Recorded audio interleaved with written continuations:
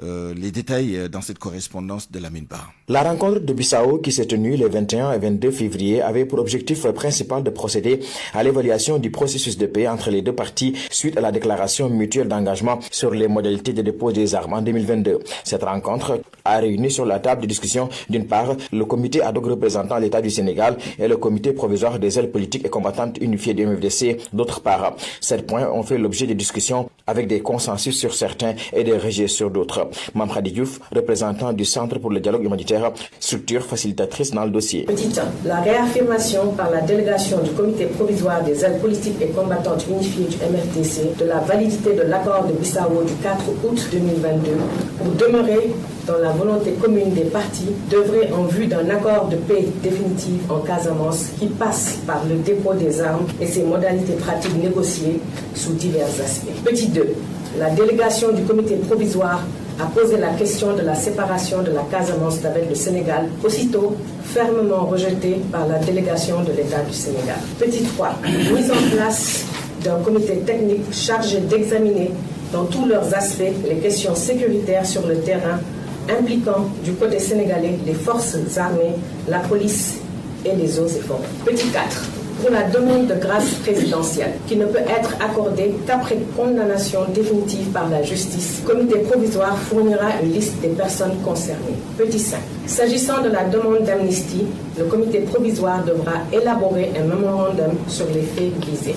Petit 6. L'État a pris acte des engagements du comité provisoire au point 4 du document qu'il a soumis, tout en précisant que le déminage humanitaire en Casamance et la sécurisation du processus de retour concerté des déplacés et réfugiés sont prises en compte dans le plan Diomaye pour la Casamance. Petit 7.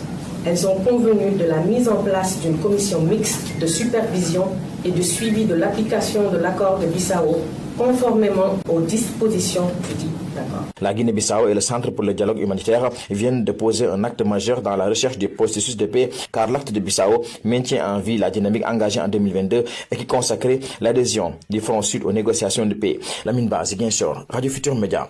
Médiateur entre le Front de Djakaï et l'État du Sénégal le 13 mai 2023 dernier, le coordonnateur des organisations de la société civile pour la paix en Casamance n'a pas été associé à la signature de l'accord de Bissau ce dimanche. Henri Ndeki salue cependant cette initiative qui, espère-t-il, va ramener la paix dans cette partie du pays. Nous l'écoutons au téléphone avec Mohamed Diop. Dans le cas du processus, il faut le comprendre. Il n'est pas dit que l'État a sa démarche et aussi, dans le cas d'un processus, c'est en fonction des parties. Si une partie décide de travailler avec une tierce personne, bien sûr, on n'est pas obligé que les autres soient là. Donc, nous, on n'est pas obligé. C'est en fonction des acteurs qui ont décidé de se retrouver ou bien d'aller à la signature de ces accords, de parler de paix. Je pense que c'est légitime que le Premier ministre ou bien une autre personne puisse accompagner les accords signés. Nous, l'essentiel, c'est que ces accords-là soient des accords vraiment qui vont aboutir à une démobilisation et à une réinsertion des ex-combattants. Et que les armes se taisent dans cette zone. Donc, nous, en tant qu'acteurs de la société civile, c'est ça. Donc, nous pensons que c'est une bonne initiative, c'est une belle initiative. Nous souhaitons que cet accord-là aboutisse à des résultats probants à travers le dépôt des armes, à travers la démobilisation, à travers la réinsertion, à travers la libération totale de la zone sud et permettre au retour des populations. RFM, la radio de toute l'actualité. Parlons à présent de la seconde phase de réduction du coût de la vie avec les mesures annoncées par le Premier ministre à l'Assemblée nationale. L'UNACOIS Yessal estime que la baisse des prix des denrées de base est une nécessité et les commerçants sont en phase, même si cette organisation demande à la population de se préparer à une pénurie de sucre. La SCOSEN et SOS Consommateurs font également des propositions. Seydou Nourouba. Cher Cissé, président de UNACOIS Yessal, soutient que la réduction des prix devient une nécessité au regard des préoccupations des citoyens. Mais déjà, il prépare la population à une pénurie de sucre. su fekkee ne ñoo yor prix bi suñu loxo su wàññi jotee danañ wàññi mais nag dépendre ci ñun li nga xam ne daal moo ci nekk comme inconvénient bu ma xam ne maa ngi ko ci gis nii ci moment bi mooy bu fekkee ne bii bu importation lu mel ni suukar maa ngi ragal ne ci biir koor gi dana manqué loolu da laa gis comme loo xam ne moom xaw naa ci tiit ndaxte koor gi dafay bari lu ñu utiliser ci suukar donc te moment bi ñu toll nii compagnie sucrière am na stock mais li ma gis te xalaat ko mooy su fekkee ne ubbiwuñu importation bi ci biir koor gi suukar dina manqué. Mettre à exécution les mesures concernant la seconde phase de réduction du coût de la vie, cela est bien possible. Maître Massorna Kane s'explique. Ce qu'il faut, c'est d'abord essayer de faire des économies dans certains secteurs. On a parlé de la réduction des agences budgétivores et les ramener dans... Ensuite, il faut cibler les produits les plus chers et les produits de grande consommation. Momad Sissé, vice-président de la SCOSEN, est en phase avec le Premier ministre pour ce qui est du ciblage des subventions. Je donne un exemple. Pour les personnes les plus nanties, en bénéficier. Par exemple, si maintenant la subvention est ciblée, les institutions comme la Banque mondiale, les bureaux qui sont à Dakar, le Fonds monétaire international, vont bénéficier de contrats spéciaux. C'est-à-dire que l'abonnement à l'électricité sera spécifique. Maintenant, les autres qui sont les moins nantis, mais seront toujours protégés et ils ne verront pas leur abonnement quand même exploser. Ils paieront toujours la même chose. Réduire le coût de la vie dans un contexte économique difficile à moins d'une semaine du début du mois de Ramadan, les populations attendent de voir. Alors maintenant, dans la région de Thiès, à Diogo Daroufal, où on note une surproduction et une mévente avec cette conséquence, des tonnes de légumes pourrissent dans les champs et au niveau des marchés. À titre d'exemple, le sac de choux qui coûtait 25 000 francs CFA est vendu à seulement 1 000 francs et l'oignon vert est vendu à 50 francs le kilogramme au marché de Diogo. Une situation qui a fait sortir les producteurs maraîchers. Ils ont tenu un sit-in pour dénoncer le mutisme des autorités, surtout le silence du ministre de l'Agriculture. Reportage chez Ranta Diop. Diogo est inondé de légumes dans les périmètres maraîchers. Des tonnes de produits maraîchers sont stockés. Les maraîchers de cette partie de la zone des Niayes ne savent plus où donner de la tête. Vieux Momodouba, leur porte-parole. En compte, c'est de dénoncer la mévente qui sévit au niveau de la zone de Diogo, parce que ça fait 3 ou 4 mois que les paysans connaissent donc une mévente des produits tels que l'oignon vert, donc qui est vendu à 50 francs depuis 3 mois. Nous avons également les choux qui sont vendus à 1000 francs, 1500 francs, ce qui revient donc le kilo à 35 francs. Parallèlement, nous avons les semences qui ont augmenté de façon exponentielle. Vieuba justifie cette perte par la cherté des semences. Nous avons une flambée des semences telles que la semence de carottes ou de choux. Et nous alertons donc les autorités afin que ces derniers puissent quand même leur venir en aide. Nous avons une disette qui guette la zone de Diogo et c'est une zone qui a été toujours donc le grenier du Sénégal. L'alerte est ainsi lancée pour ces maraîchers de Diogo. C'est le moment d'intervenir avant qu'il ne soit trop tard. Parce qu'il faut impérativement que l'État intervienne, particulièrement les autorités concernées, à savoir le ministre de l'Agriculture et le ministre du Commerce. Parce qu'on ne peut pas comprendre une zone telle que la zone de Diogo qui vit cette situation alors que jusqu'à présent nous constatons un mutisme mais surtout une indifférence totale de ces autorités. La cause est bien entendu au niveau de toute la zone des Niayes. Les producteurs maraîchers ont les mêmes problématiques. RFM Thiès, Cheikh Anta Diop. À 12h11, revenons maintenant sur la dégradation de la note du Sénégal par l'agence Moody's de B1 à B3. Une note alarmante selon l'économiste Seydina Aliou Ndiaye qui souligne que le Sénégal risque de faire des emprunts à plus de 10% pour ses futurs, son futur endettement.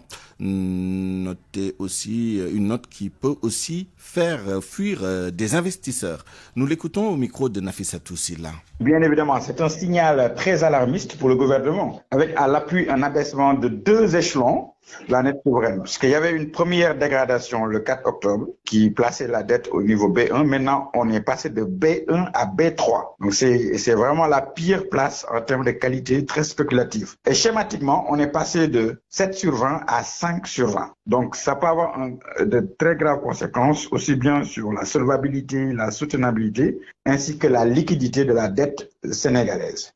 Et ceci appelle vraiment à des réformes très courageuses et ambitieuses, d'ampleur, de manière à vraiment mettre ça en œuvre sans délai, notamment en termes d'emploi, d'attractivité économique et aussi de reprise des discussions avec le Fonds monétaire international, notamment avec un éventuel passage au conseil d'administration au mois de juin prochain. Mais en effet, la dégradation de la notation est un signal très alarmiste et qui est assez inquiétant. Maintenant, ça part du triple A, où c'est vraiment la meilleure des qualités, au D, avec les lettres A, B, C, D. D, c'est vraiment default. C'est que si jamais vous prêtez à ce client-là, vous avez presque 100% de chances de ne pas recevoir votre remboursement. Donc, c'est comme ça que ça se fait. C'est un système d'information avec des méthodes quantitatives, qualitatives qui analysent toute l'information disponible pour un pays pour après en sortir un output qui est la qualité de signature. Et ici, en l'occurrence, c'est la qualité B3 qui est le niveau le plus spéculatif vraiment de la catégorie. Et puis un mot sur l'exploitation du gaz du projet GTA. L'opérateur Cosmos Energy a publié ses résultats pour l'année 2024 et pour le premier trimestre 2025 ce matin. Concernant GTA, Cosmos Energy s'est félicité du first gas et du début de la production de gaz naturel liquéfié, respectivement en fin d'année 2024 et au début de l'année 2025. Selon le rapport publié ce lundi, un tanker est en stand-by près du hub en vue d'un chargement et d'une expédition au cours de ce trimestre. RFM, l'info, c'est ici. L'info, c'est ici. Retard de paiement des salaires des agents contractuels du ministère de la Santé et de l'Action sociale. La tutelle a précisé dans un communiqué qu'ils commencent à percevoir, ils ont commencé à percevoir depuis jeudi dernier des syndicats du secteur, se prononcent sur la situation. Ils estiment qu'il fallait anticiper sur le problème et garantir de meilleures conditions de travail à ces agents contractuels. À Wambaye. Le ministère de la Santé et de l'Action sociale explique à travers un communiqué les raisons du retard de paiement des agents contractuels du département. La Fédération des syndicats de la santé F2S est d'accord avec le contrôle des contrats et des rémunérations, mais il est contre ces retards. Le porte-parole Chersek. À la veille des élections, les gens ont fait du recrutement dans le secteur de la santé d'une façon très grave. Si c'était même des personnels qualifiés, il y aurait pas de problème. Mais pour l'écrasante majorité, c'était pas des personnels qualifiés. Il fallait créer des emplois pour des personnes. Nous sommes d'accord. Mais depuis 4 mois ou 5 mois, les gens étaient informés de cette situation. Pourquoi ils n'ont pas anticipé pour prendre leurs décisions jusqu'à faire vivre cette situation à des personnels diplômés? Et c'est ce qui sont les plus impactés, en tout cas les plus touchés, c'est des personnes diplômées d'État, qu'ils soient infirmiers, sages-femmes ou même médecins. Ces retards de salaire constatés sont jugés graves par le secrétaire général des agents contractuels de la santé et de l'action sociale parce que, dit-il, c'est avant tout une question de dignité. Abouba. Parce que c'est depuis 2025, depuis janvier, on a remarqué qu'il y a un retard de paiement au niveau des contractuels. Ces travailleurs n'ont pas perçu. Ce mois aussi, ça se répète. Et c'est extrêmement grave, ça attaque la dignité des travailleurs.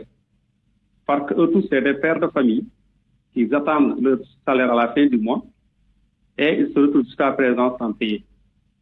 C'est une situation qu'on demande au ministre de régulariser.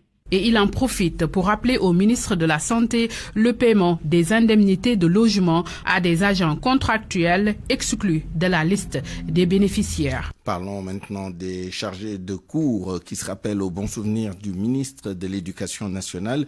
Ils continuent de réclamer une formation pour avoir le statut de professeur. Ces instituteurs menacent d'aller jusqu'à la rétention des notes du second semestre et jusqu'au boycott des examens du bac et du BFM si les autorités ne réagissent pas.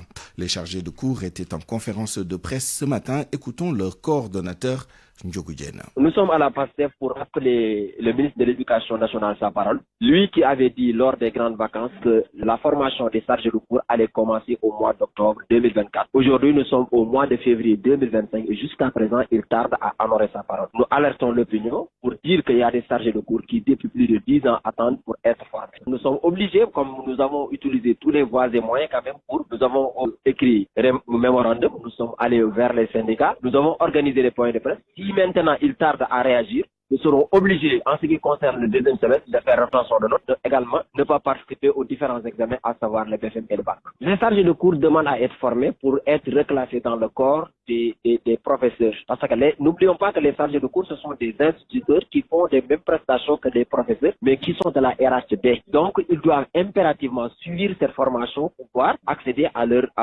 au corps des professeurs. Nous sommes plus que déterminés nous allons jusqu'au bout quand même. Parce que c'est notre droit le plus absolu d'être formé, pouvoir jouir de nos droits. Éducation toujours à Gandiaï, les acteurs réclament la réhabilitation de l'école élémentaire Gandiaï 2 qui date de 1960.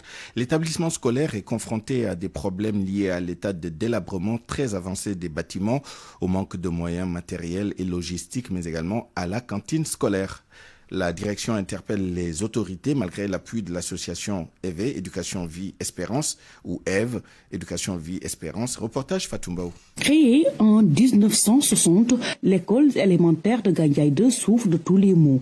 Une situation préoccupante selon la directrice Awassar qui réclame une réhabilitation urgente de l'établissement. La vétusté des bâtiments est très avancée.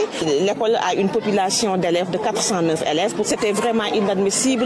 Le manque de moyens logistiques, matériels ainsi que la cantine scolaire impacte également l'apprentissage des 409 élèves, soutient toujours la directrice. Nous avons aussi un problème de manuel, nous avons aussi un problème pour nos enfants qui sont à l'école. Parce que quelquefois, ils font 3 km ou même 2 km pour venir à l'école. Donc si on avait une cantine ou bien un partenaire qui pouvait nous appuyer en kit alimentaire le matin pour les enfants, ça nous ferait énormément plaisir. L'association pour l'éducation, la vie et l'espérance s'engage de son côté à accompagner les apprenants. Celle-ci a construit des toilettes dans cet établissement pour améliorer la qualité de l'apprentissage. Elhaj Abdoulaye Gueye et le président. Des toilettes qui étaient dans un état déplorable. Comment on peut, dans un établissement scolaire où il y a des enfants, des centaines d'enfants, des enseignants, tout ça, comment on pouvait leur réserver justement des toilettes dans cet état-là? Et donc c'est là qu'on a dit qu'il va falloir en faire une action en urgence, mais elle va essayer de voir quelles sont les priorités, pas en les finançant pour qu'ils puissent. Ainsi,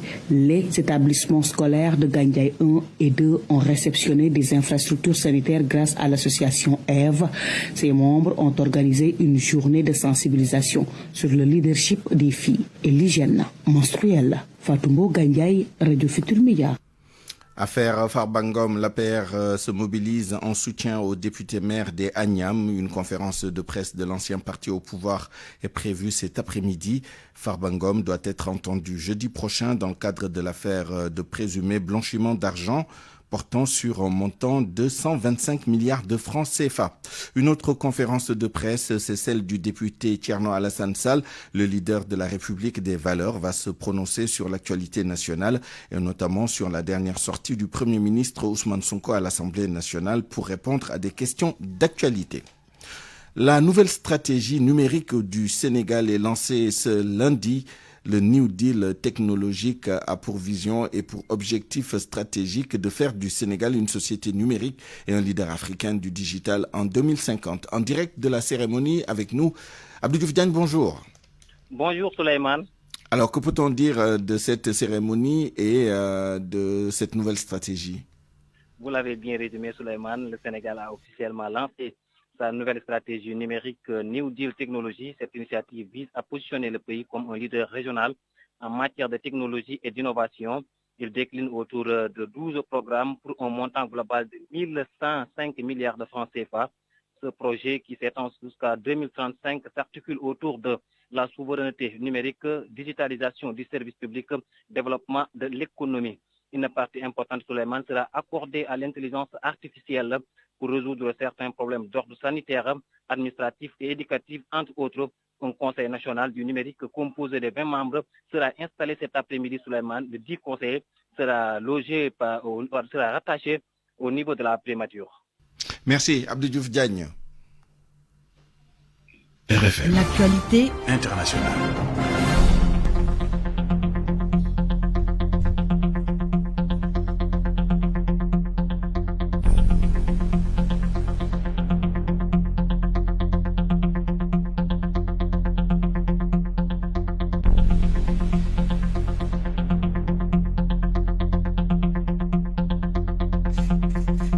L'actualité internationale avec vous, Georges Détié Diop. Bonjour. Bonjour, Souleymane. On commence avec l'élection présidentielle en Guinée-Bissau. Oumar Sissoko Embalo a fixé la date. Ce sera en fin novembre, déclaration faite hier dimanche alors que la CEDEAO et l'ONU ont déployé une mission pour favoriser un consensus sur le calendrier électoral.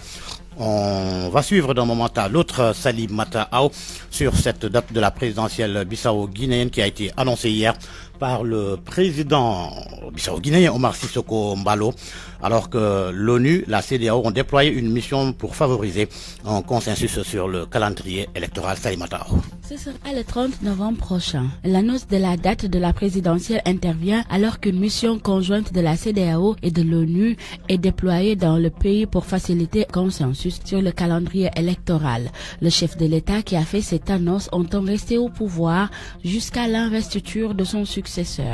Cette position est contestée par l'opposition menée par l'ex-premier ministre Domingos Simoes Pereira, qui réclame son départ dès le 27 février 2025, date anniversaire de son investiture.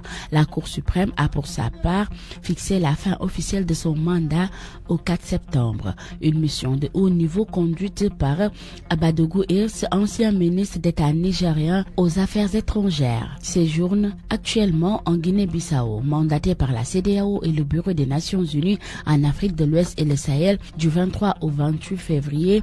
Elle doit consulter le gouvernement et les acteurs politiques sur la situation sécuritaire du pays et œuvrer à l'établissement d'un consensus sur le calendrier électoral. Cette initiative lancée par le président de la commission de la CEDEAO, Omar Alieu Touré, fait suite aux directives de la 66e session ordinaire de la conférence des chefs d'État et de gouvernement tenue en décembre 2024 à Abuja. La délégation bénéficie de l'appui d'une équipe technique dirigée par la représentante résidente de la CEDEAO en Guinée-Bissau. Sahara occidental, la Mauritanie et le Maroc annoncent l'ouverture d'un nouveau poste frontière terrestre. Une circulaire du ministère mauritanien de l'Intérieur a officialisé l'événement. L'objectif est d'ouvrir un accès à l'Atlantique aux États du Sahel, un projet voulu par le roi Mohamed VI qui s'appelle Initiative Atlantique. Le Mali, le Niger, le Burkina Faso et le Tchad ont donné leur assentiment. Cela aux grandes dames du Polisario qui indique que cela équivaut à une forme de reconnaissance par la Mauritanie de la souveraineté marocaine sur le Sahara occidental. En Libye, Mahmoud Salah a été capturé hier par la brigade d'intervention rapide de l'armée libyenne. Le leader du groupe rebelle Front Patriotique pour la Libération FPI est accusé de mener des actions contre le régime militaire nigérien, notamment en revendiquant le retour à l'ordre constitutionnel après le coup d'État de juillet 2023. Le Niger toujours, le président de la transition, le général Abdourahmane Tiani a effectué hier sa première sortie de terrain à la zone des 3 frontières, zone stratégique aux confins du Mali et du Burkina Faso. Il était allé à la rencontre des forces de défense et des populations. La visite intervient après l'attaque du village de Libiri en décembre dernier qui avait causé la mort d'une vingtaine de personnes et la destruction de nombreuses habitations. Le général Tiani a annoncé en double dispositif la reconstruction du village et le renforcement de la présence militaire. RDC, des policiers enrôlés par le M23. 1 millier selon le M23. Ils sont arrivés hier depuis Bukavu au port de Goma. Selon le groupe rebelle, ils vont recevoir une formation idéologique avant de retourner travailler sur le terrain. En République démocratique du Congo toujours, Joseph Kabila critique son successeur dans une déclaration. L'ancien président a blâmé Félix Tshisekedi, l'accusant d'avoir contribué à la montée en puissance du M23 par son inaction. Koubassa Dianfay.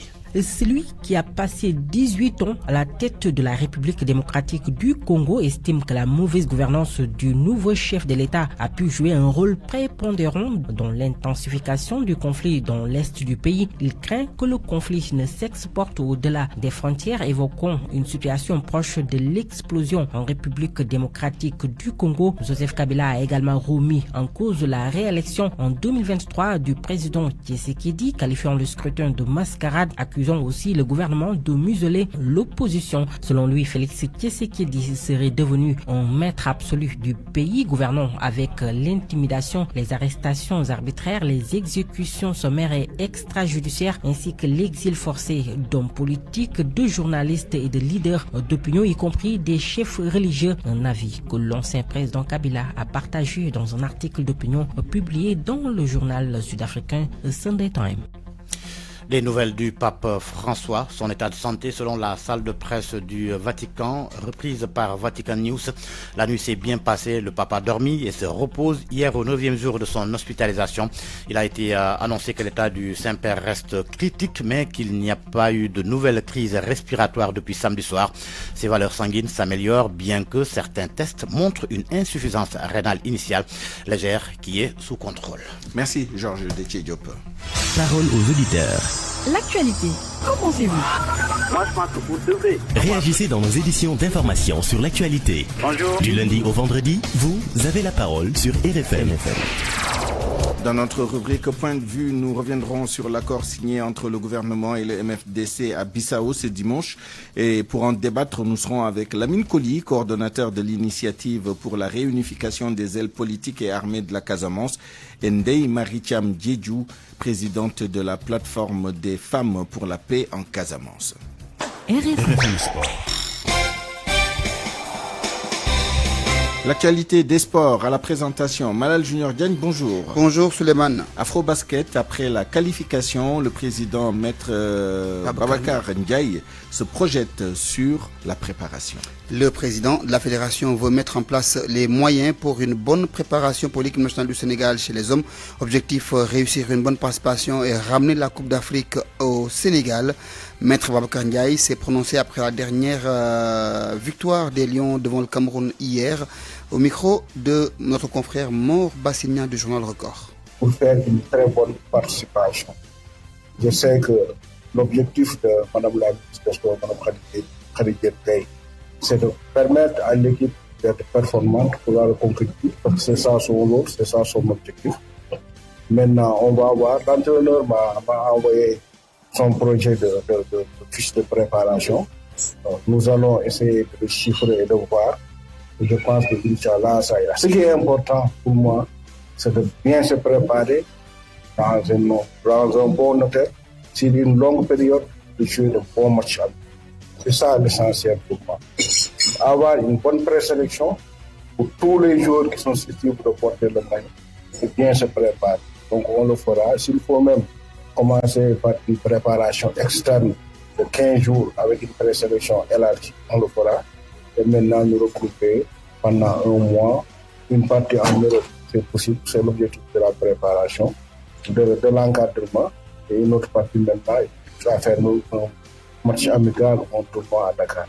Lutte avec frappe, les acteurs cherchent des solutions de sortie de crise. Après la décision du ministre de l'Intérieur de ne plus mettre les services de police à disposition pour l'organisation des galas, les différents acteurs cherchent solution. C'est ce matin que nous avons joint Saluba. Il est chroniqueur de lutte. Pour lui, les acteurs doivent revoir leur comportement, mais le CNG également doit être plus rigoureux dans l'organisation des galas. Saluba, que nous écoutons. Vous savez, ce sont les mêmes personnes qui sont à l'origine des actes de violence dans l'arène politique, dans le football, dans le basket et aujourd'hui dans la lutte. Seulement maintenant, la lutte, on est plus indexé parce qu'il y a beaucoup plus de monde et c'est beaucoup plus populaire. Donc nous, acteurs de la lutte, on doit revoir notre comportement pour éviter d'être tout le temps indexé. Le CNG doit vraiment appliquer les décisions qui ont été prises en accord avec les autorités pour assurer la sécurité, c'est-à-dire organiser les combats de la même façon, que ce soit le mercredi, le samedi ou le dimanche. Quelle que soit l'affiche, il faut siffler les combats à l'heure. À partir de 16h15, on doit tout de suite commencer les combats pour finir à 19h avec le coup d'envoi du grand combat. Parce que cela permettrait aux forces de l'ordre de bien sécuriser et de guider tout le monde afin que tout le monde puisse rentrer et de guider tout le monde afin qu'ils puissent rentrer tous chez soi. Maintenant, il est question également de comportement dans l'enceinte, sur le chemin de l'allée à l'allée comme au retour, on doit, nous tous, acteurs de la lutte, supporters, amateurs, encadreurs, accompagnants, revoir notre comportement pour éviter qu'à chaque fois que la lutte soit indexée, puisque c'est notre sport national et nous devons donner une image positive de ce sport. Pour finir avec la 26e journée du championnat italien, avec cette rencontre prévue ce soir, l'AS Roma qui reçoit l'équipe de Monza Suleiman. Merci Malal Junior Diagne. Avant d'aller au bureau, avant de commencer votre journée et que vous dégusterez tout au long de la journée, voilà ce qu'il vous faut. Le café Toraldo, du pur Arabica, les meilleures graines sélectionnées par des experts du café. Existe en capsule ou en emballage classique. Une expérience de dégustation exceptionnelle à faire vibrer vos papilles. Découvrez la diversité des cafés Toraldo. À chacun son Toraldo. Pour vos commandes, appelez au 78 717 11 11 ou au 76 456 12 13. Nos produits sont disponibles partout au Sénégal. Le must du café, c'est les cafés Toraldo.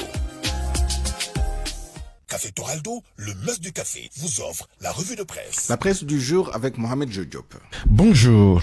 Leurs photos sont bien visibles en une de l'Observateur. Il s'agit de Mamadou Racine Sy et d'Amadou Sall. Le quotidien du groupe Futur Média informe que l'homme d'affaires et le fils de l'ancien président de la République font l'objet d'un réquisitoire du procureur près le pôle judiciaire financier. Ils sont poursuivis pour complicité d'escroquerie sur les deniers publics et blanchiment de capitaux portant sur la somme de 91 milliards de francs CFA. Le quotidien de la Médina souligne dans le cadre de cette affaire que de fortes interrogations pèsent également sur l'examen du projet de loi visant à accroître la coopération judiciaire entre le Sénégal et le Maroc. Concernant l'affaire Farbangom, Source A révèle qu'il est soutenu de Thiès à la CPI à quelques heures de son audition fatidique par le pôle judiciaire et financier. Les Échos renchérit en mettant à une la mobilisation de compatriotes à la haie aux Pays-Bas pour clamer son innocence. Maître Moussa Bokar Thiam et compagnie tiendront une conférence de presse également cet après-midi. Ce qui fait dire au journal Les Échos que pour soutenir Farba, ses partisans assiègent la CPI tandis que l'APR s'organise à Dakar. Sur le processus de paix en Casamance, la quasi-totalité des quotidiens évoque la signature d'un accord de paix entre le Sénégal et le MFDC à Bissau ce dimanche. Le Soleil précise qu'il concerne cet accord le front sud, tandis que Point Actu rapporte que le gouvernement a engagé un dialogue direct avec le mouvement des forces démocratiques de Casamance. L'actualité, c'est aussi l'économie avec la dégradation de la note souveraine du pays par l'agence Moody's. Des experts interrogés par Walfadjri Quotidien craignent déjà le pire. Cette dégradation survient après la sortie du gouvernement sur la gestion financière. La conséquence immédiate est que le pays devra désormais emprunter à des taux plus élevés. Ce qui amène mes confrères du quotidien, le quotidien, à titrer un pays Moody's par son état. Malgré ces critiques, le Sénégal continue d'emprunter massivement. La dette publique s'élève d'ailleurs à 107% du PIB en 2024 contre environ 100% en 2023, soit une hausse de 7% selon mes confrères du journal Les Échos. Bonne lecture à tous. Avant d'aller au bureau, avant de commencer votre journée et que vous dégusterez tout au long de la journée, voilà ce qu'il vous faut. Le café Toraldo, du pur Arabica, les meilleures graines sélectionnées par des experts du café. Existe en capsule ou en emballage classique. Une expérience de dégustation exceptionnelle à faire vibrer vos papilles. Découvrez la diversité des cafés Toraldo. À chacun son Toraldo. Pour vos commandes, appelez au 78 717 11 11 ou au 76 456 12 13. Nos produits sont disponibles partout au Sénégal. Le must du café, c'est les cafés Toraldo. Café Toraldo, le must du café, vous a offert la revue de presse. Point de vue. Regard croisé sur l'actualité du jour. À 2h36, bienvenue dans notre rubrique Point de vue. Nous allons discuter de l'accord de paix signé hier à Bissau entre le gouvernement et le MFDC. Plus précisément le comité provisoire des ailes politiques et combattantes unifié du mouvement des forces démocratiques de la Casamance, en présence du Premier ministre Ousmane Sonko et de sa délégation, et sous l'égide du président Umaru Sissoco Embalo de la Guinée-Bissau. Et pour en parler, nous sommes en ligne avec nos deux intervenants du jour, Madame Ndeye Marie-Thiam Diédhiou, présidente de la plateforme des femmes pour la paix en Casamance. Bonjour Madame Diédhiou. Bonjour Suleiman. Je vous remercie d'avoir accepté notre invitation. Merci et bonjour à Lamine Koli, coordonnateur de l'initiative pour la réunification des ailes politiques et armées de la Casamance. Oui, bonjour. Je commence avec vous, Lamine Koli, si vous me le permettez, Madame Ndeye Marie-Thiam Diédhiou. Quelle est l'importance, d'après vous, de cet accord? Dans quelle mesure renforce-t-il le processus de paix et la situation, disons, sur le terrain en Casamance? D'abord, ça rassure d'abord les populations casamançaises que l'État a pris au sérieux aujourd'hui le dossier casamance. Ensuite, ça vient consolider les acquis qui étaient là depuis 2022, comme vous l'avez dit. À savoir qu'un accord de paix a été signé le 4 août 2022 à Bissau sous l'égide du président Umaru Sissoco Embalo, qui a vraiment assuré la médiation. Et aujourd'hui, à sa présence aussi, et en présence du Premier ministre, on signe encore un autre accord qui vient consolider ce qui a été passé, à savoir qu'il y avait des accords de paix qui ont passé. Mais cette fois-ci, même le Premier ministre a insisté en disant que ça soit maintenant le dernier accord, au moins qu'on puisse aller maintenant sur vraiment les actions concrètes. Donc moi, ça me fait vraiment plaisir de voir l'État s'engager dans telle mesure. Je retiens deux mots-clés, rassurer les populations et consolider le processus. Madame Ndeye Marie-Thiam Diédhiou, vous l'avez entendu, hein, cet accord vient s'ajouter à celui qui a été signé en 2022. Selon vous, quelle est la valeur ajoutée? Qu'est-ce qui change entre les deux? Était-il utile de réitérer, disons, cet accord qui a déjà été signé en 2022? Merci Suleiman pour votre invitation. Je voulais saluer également mon co-débatteur Lamine Koli et vos auditeurs. À notre tour aussi de saluer cette signature d'accord qui vient consolider ce qui a déjà été fait. Je pense que ça nous permet véritablement d'avancer vers la paix, de faire appel à d'autres factions également qui ne sont pas encore dans la dynamique et de consolider vraiment le travail, cette dynamique de paix qui s'est vraiment dessinée en Casamance. Alors, quand vous parlez d'autres factions qui n'étaient pas dans la dynamique, on évoque le front Sud avec César Atoute Badiat notamment. Vous vous en félicitez, j'imagine? Oui, je pense à ce front-là de César Atoute, il y a le front de Salif Sadio. Il y a aussi les autres acteurs politiques du MFDC qu'il faut prendre en compte. Le seul regret que j'ai, c'est que cet accord de paix n'a pas été fait. Les organisations de la société civile n'ont pas été conviées. Je pense que si nous sommes arrivés aujourd'hui à ce niveau extrêmement important, à ce virage qui va directement vers la paix, les organisations de la société civile y ont joué leur rôle.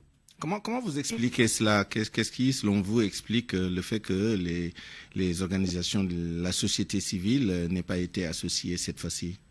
Mais je n'ai pas d'explication particulière à donner par rapport à ça. Ceux qui ont organisé cette rencontre-là sont à même de donner les explications par rapport à ça. Personnellement, je n'ai pas d'explication parce que tout le monde sait le travail que les femmes ont fait, que les organisations de la société civile ont fait également pour qu'on en arrive là. Donc, si les organisations ne sont pas conviées, c'est quand même regrettable. Mais enfin, il faut saluer ce qui est en train de se faire. N'est-ce pas? Parce que le seul but, pourquoi nous sommes debout, pourquoi nous nous sommes engagés, c'est pour le retour de la paix en Casamance. C'est ça qui compte pour nous. Mais il aurait été bon qu'on associe toutes les parties prenantes aux signatures des accords. C'est ça qui lui donnera plus de crédibilité. N'est-ce pas?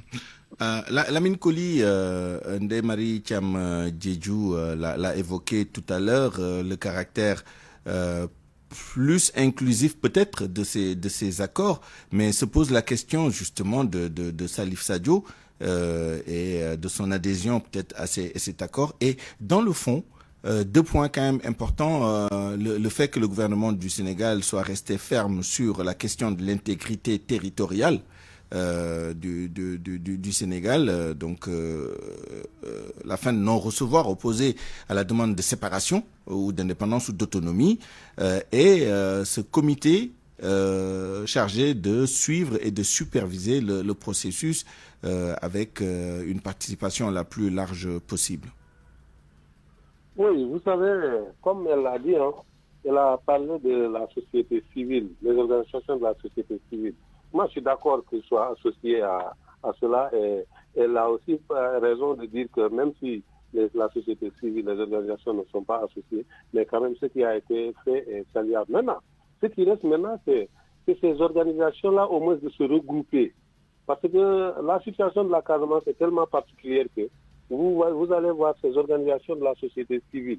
Il y a des organisations à la base qui sont aussi de la société civile, qui sont en étroite collaboration avec les porteurs d'armes qui sont aujourd'hui les combattants de la Casamance, qui travaillent d'arrache-pied avec ces combattants-là. Et ce sont ces organisations aujourd'hui qui ont convaincu les combattants à aller vers une table de négociation pour vraiment aboutir à une paix définitive et durable. Mais il faut faire un constat. Aujourd'hui, il y a un millier ou bien des milliers d'organisations ici qui sont à côté, qui se déclarent ou bien qui se disent là des organisations pour la paix. Moi, je pense qu'aujourd'hui, si ces organisations-là aujourd'hui parviennent vraiment à regrouper tout le monde, même les OCD qui sont les organisations de la société civile à la base, par exemple, qui sont en étroite collaboration avec les MFDC, que ces gens-là se regroupent autour. Parce qu'on parle de Salif Sadio qui n'a pas. Mais Salif Sadio est le premier, si je me rappelle, je peux me tromper, est le premier à négocier avec l'État du Sénégal depuis,